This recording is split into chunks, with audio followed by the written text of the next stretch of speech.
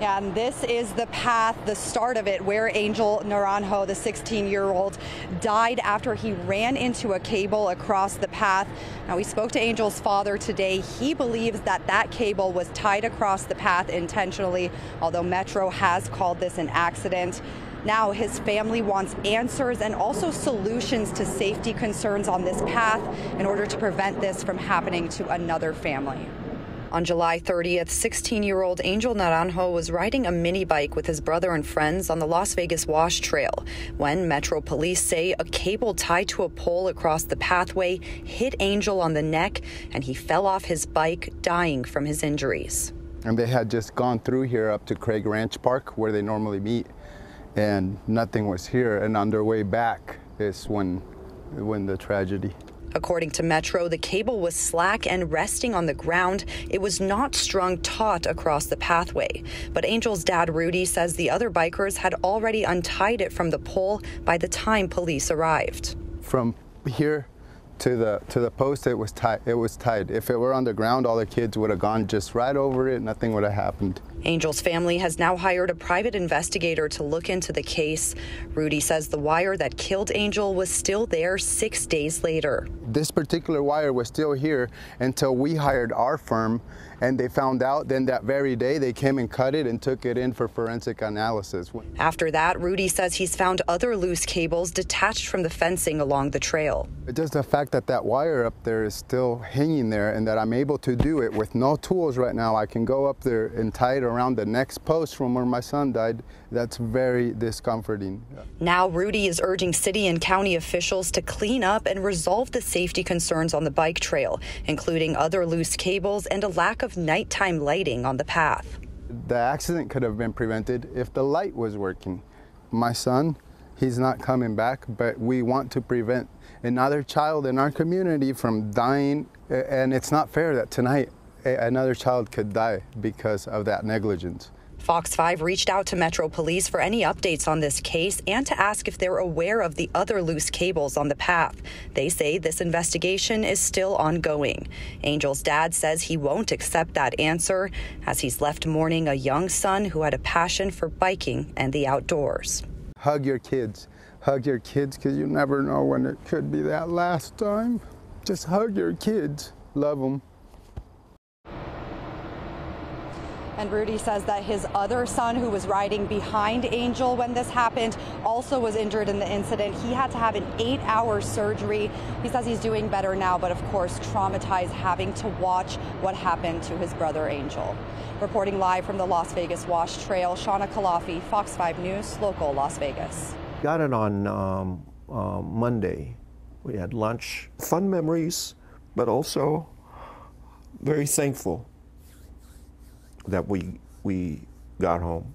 Louis Ansaldo and his wife, visiting Maui from Las Vegas, spent last Monday at the tourist hotspot Front Street in Lahaina, enjoying the peaceful, historic town. Noticeably, as we arrived in the morning and all throughout that time, the wind was strong, stronger than usual. By Tuesday, darkness started to cover the island. Tuesday morning, I woke up, the lights were off. I said, okay, blackout. Everything was still closed, but there was already smoke. And when we went back to the hotel, we asked, what's going on? The couple was told it was a brush fire, not realizing the danger surrounding them until they got back in their rental car and saw the flames. People were already scrambling. The residents were out there watching, and I could see in their faces, is this going to cross? Are we going to get affected? Their faces look terrified, but what do we do? Ansaldo and his wife saw the flames jump towards them, and they knew it was time to go, leaving their belongings behind in the hotel. We saw smoke, big smoke, and fire jumped. As soon as the fire jumped, my wife and I said, let's go. If we hesitated, we would have been stuck.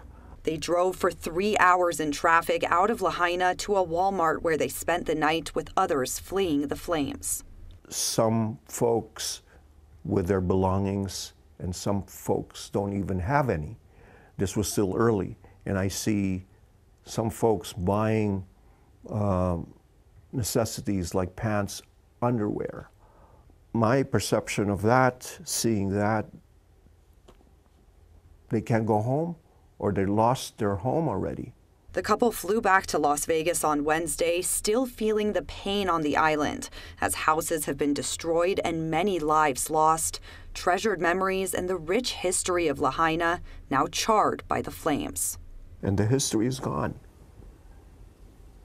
If I may say, went up in smoke. Just like that. Shauna Kalafi, Fox 5 News, local Las Vegas. It's around 2:30 Monday morning. Families are sleeping on Thornford Street. So right here, I guess a bullet hit here and here. Ty Rodriguez's home was hit near Fort Apache and Blue Diamond. Her home wasn't the only one blasted. We counted at least 5 different homes with bullet holes. One home had at least 5 holes, a couple on the garage door, one even hit a car. We are told there was arguing and then gunfire here. That is crazy. I didn't even realize how many houses got hit. It's just crazy to think that it could happen in your own neighborhood. And, you know, it could have easily went through the house and injured people that were most likely sleeping, animals, kids, or anything. This bullet did go through someone's home. The neighbors let me inside. Okay, so the bullet came in here, ricocheted off the wine cooler right there, and then hit over there. So a moment ago, you heard one barrage of gunfire. This is the second that happened about a minute later.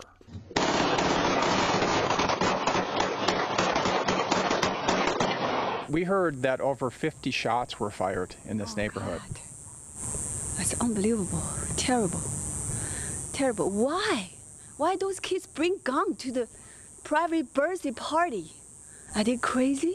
This woman rented her home, an Airbnb, for a 20-year-old woman's birthday party. You know, a lot of your neighbors are really upset about what happened, and specifically with you guys in this home for having these big parties. Yeah, actually, I don't know the party, what's going on. I'm not here.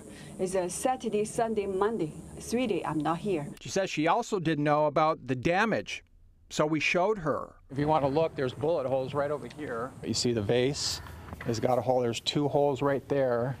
Okay. And then see that hole right up there? Oh, God. God, it's unbelievable.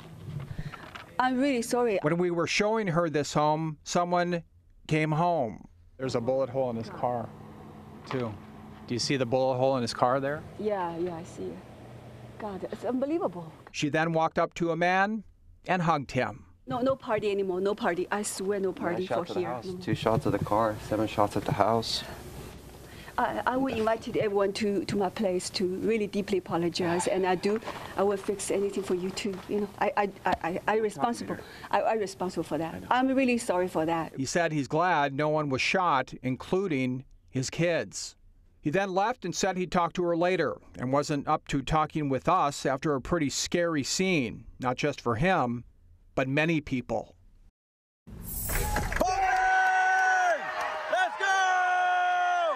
That's the moment the Henderson Little League team won a district title. From there, a trip up north and another title, this time Nevada state champs. I mean, look at those happy faces.